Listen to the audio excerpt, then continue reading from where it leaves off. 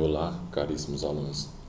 Então, vamos dar continuidade às aulas remotas, agora com essa nova modalidade de áudio com PowerPoint, que vai facilitar um pouco mais o entendimento de vocês nesse segundo bimestre. Nós vamos agora mudar um pouco o eixo de investigação. Como vocês sabem, o primeiro bimestre e mesmo o final do quarto bimestre do ano passado a gente estava trabalhando ética, a gente começou com Aristóteles, Kant, passamos por Nietzsche, vimos bem ou passar um pouco de Sartre, por conta da interrupção das aulas. Eu passei só um pequeno texto, de Sartre, se não me engano, e nem deu para aprofundar, porque ainda não estávamos com essa modalidade de acesso a vocês, só através dos textos e atividades. Mas vamos dar continuidade. Agora o eixo muda, a gente vai agora para um eixo temático que o currículo de Goiás traz, que é a política. Esse eixo vai perdurar tanto nesse segundo bimestre como no terceiro.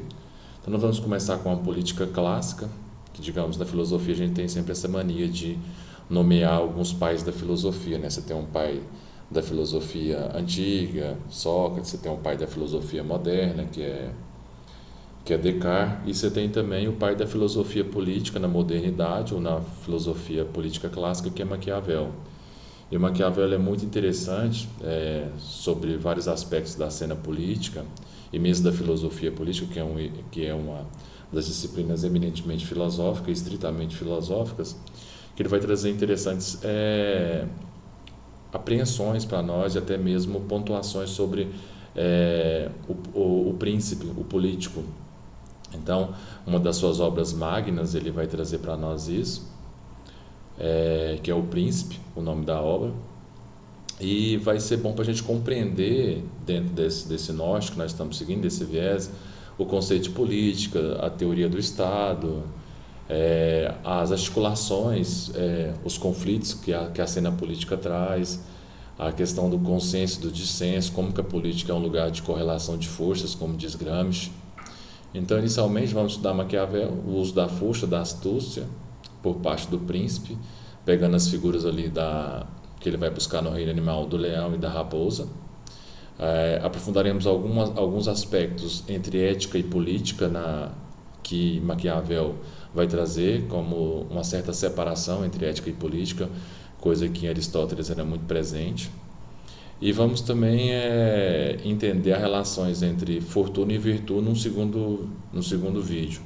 Primeiro vamos ficar só com essas apreensões iniciais do contexto histórico de Maquiavel, vida e obra, e algumas prerrogativas que o livro O Príncipe, a obra O Príncipe dele, que é uma das mais conhecidas, vem trazer para nós. Então, um pouco esse viés nessa linha. Continuando sobre a biografia de Maquiavel, Nicolau Maquiavel ele viveu durante o Renascimento italiano. Ele nasceu em 1469 e vai morrer mais ou menos em 1527. Ele foi um importante teórico da política, como eu já ressaltei. Pertencia a uma família de poucas posses, não era uma família, digamos, aristocrata da época. E ele, no seu serviço na sua história, que casa muito bem com o contexto histórico, político e até mesmo econômico de Florença, ele fez parte do governo de Soderini. O Soderini, ele depois o governo das famílias da família Médici, sobretudo o patriarca Lourenço de Médici. Essa família Médici era uma importante família italiana da Florença da época de Maquiavel. Era uma família que não era nobre por estirpe, por sangue, mas devido aos conluios, os casamentos, a astúcia da família, eles foram aos poucos ganhando muito prestígio na cidade. Mas esse prestígio ele tem um período que ele sofre essa derrocada com o governo de Soderini. E esse Soderini ele era amigo do pai do Maquiavel, então, assim, de certa forma, foi uma forma do Maquiavel adentrar para o governo de Soderini e ser basicamente como que um diplomata, a gente pudesse fazer uma alusão hoje em dia com a importância do cargo de diplomata que Maquiavel assume no governo de Soderini. Ser mais ou menos assim, um homem do terceiro ou quarto governo de confiança, os homens fortes do governo de Soderini. Então ele, de certa forma, ele costurava alianças, ia fazendo políticas, e isso vai ser importante, por quê? Porque a gente vai perceber que na obra principalmente de Maquiavel, tanto que a questão da vida de Maquiavel é muito pragmática, assim, é muito pontual as observações que ele faz no livro. Então, muito fruto dessa, digamos, desse foco que Maquiavel tem com relação à cena política que ele viveu, né, de certa forma, por ter viajado bastante, ter, de certa forma, ter sido um diplomata e ter conquistado para o governo Soderini essas importantes alianças, que, de certa forma, foi muito bom para a própria vida do Maquiavel e como ele, de certa forma, vai conduzir a escritura dos seus livros. Então, esse é um pouco do que nós vamos ver. Continuando alguns aspectos interessantes da vida do Maquiavel, ele era ele era o filho de ele era o terceiro de uma família de quatro irmãos, tinha duas irmãs mais velhas e um irmão mais novo. Eu estou só fazendo alguns adendos aqui, porque no PowerPoint não tem como você colocar todas as coisas, então algumas coisas vão ser, vocês depois vão ter um texto que vocês vão poder aprofundar.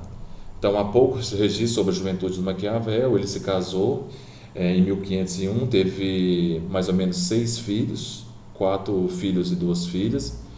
É, ele, como homem de sua época, também, apesar de ter uma relação boa com a esposa, com os filhos, frequentava as tavernas pela cidade. Ele sempre se dedicou ao estudo, como a gente vai poder ver no próximo slide. E isso fica patente numa carta que ele deixou ao seu filho Guido. Então, Maquiavel, como homem de sua época, ele era um homem versado na área política, mas também um homem comum da sua época que vivia, de certa forma, todas os reveses que a cidade proporcionava, as belezas, a vida noturna, etc. E esse cargo do Maquiavel, de secretário, de diplomata do governo Soderini, vai começar mais ou menos por volta de 1498 e vai perdurar até mais ou menos quando Maquiavel chega à idade de uns 30 anos, que daí ele vai, de certa forma, sofrer a sua primeira queda. Em 1505, um problema relacionado a, aos mercenários, às guerras internas na cidade de Pisa, faz com que as autoridades aceitem a proposta de formar um exército nacional. E é nesse interim que realmente daí a família Médici vai voltar à cena. Vai retomar o poder, não mais o pai, né, o avô, quer dizer, o Lourenço de Médici, mas o neto de Médici, que vai depor o governo Soderini e vai, de certa forma, fazer com que Maquiavel saia dessa cena política de vez. Maquiavel, dando prosseguimento, ele vai, de certa forma, ser envolvido nessa conspiração, vai ser aprisionado, próximo à cidade onde ele costumava trabalhar, como diz a biografia dele.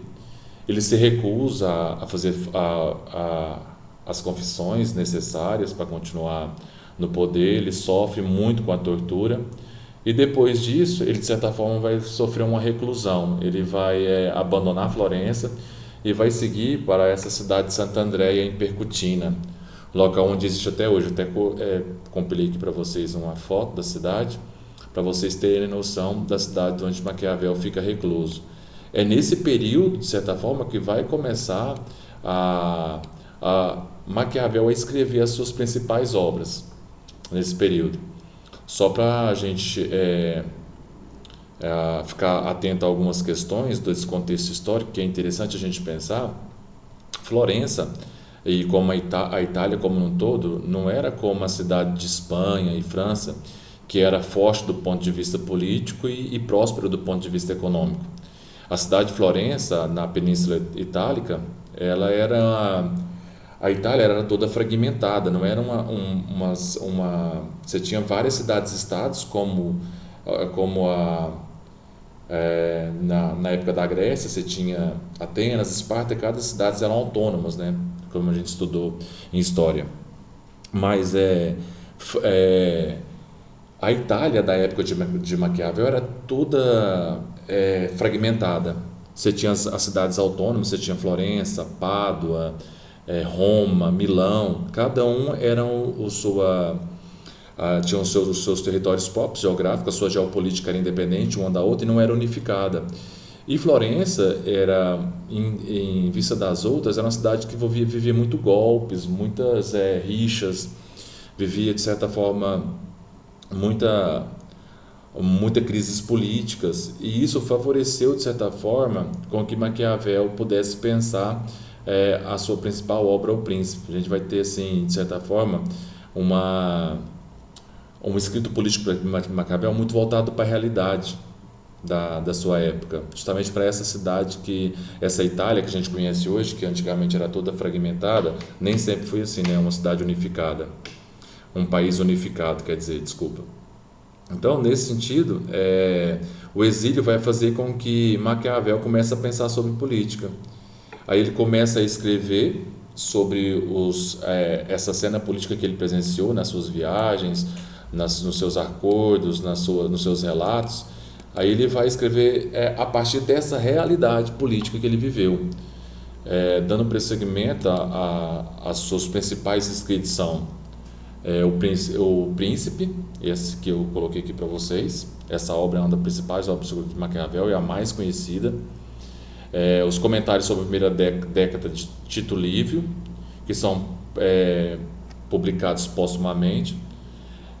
Você tem também um Maquiavel que, de certa forma, é um dramaturgo. Ele escreve uma das principais peças que já foi muito apresentada em Veneza, foi muito encenada já, que é a Mandrágora, e essa peça é muito conhecida.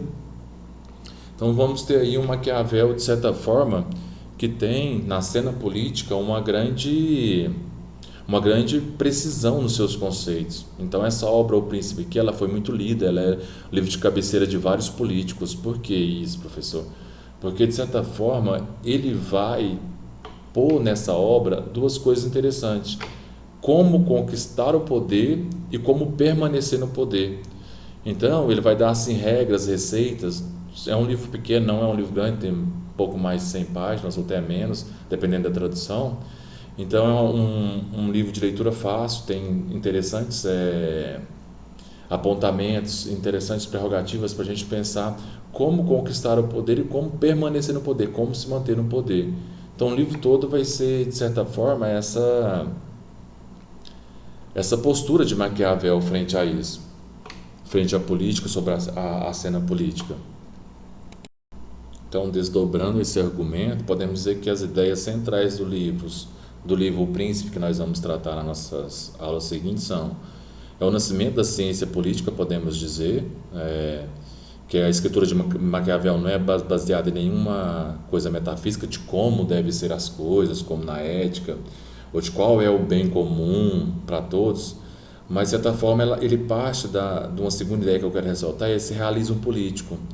E esse realismo não quer dizer que a gente deve fazer aquela lógica de como as coisas são para como as coisas devem ser. O realismo político o Maquiavel escreve de forma nua e crua como é a realidade da cena política. E o que dá justamente base para ele, se a gente for pensar, é justamente essa vida política que ele teve como diplomata no governo de Soderini. Então, ao ter contato com as ambições humanas, com a questão de como a política em sua correlação de forças, a um lugar de consenso e dissenso, então ele vai, de certa forma, gestando muitas ideias que ele vai colocar no livro O Príncipe.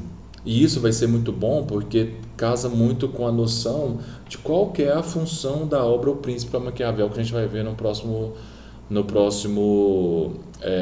aula. Então, vou encerrar essa aula com essas duas ideias. As duas ideias centrais do livro Maquiavel, que é O Príncipe. É como o príncipe deve, no caso, manter o poder e conquistar e se manter no poder, Depois, como que nasce essa ideia de uma ciência política baseada em fatos reais, não no metafísico ou não na ética, e como que esse realismo político vai, de certa forma, dar munição para todos aqueles governantes ou príncipes. Quando falo príncipe aqui, pessoal, é no sentido de ser o governante da época, o governante da época. Então, príncipe é a palavra que se usava na época, não é necessariamente o príncipe, o filho do rei. Então, nesse sentido, como que isso vai dar muita munição para a, as pessoas, digamos, os príncipes, os governadores, os prefeitos, ou quem quer que seja, até mesmo os empresários, poder sobreviver nessa dimensão da inter-relação humana, da interpessoalidade, que é a cena política.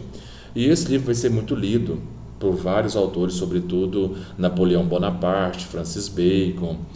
Vai ser o livro de cabeceira de muitos políticos, de muitos empresários.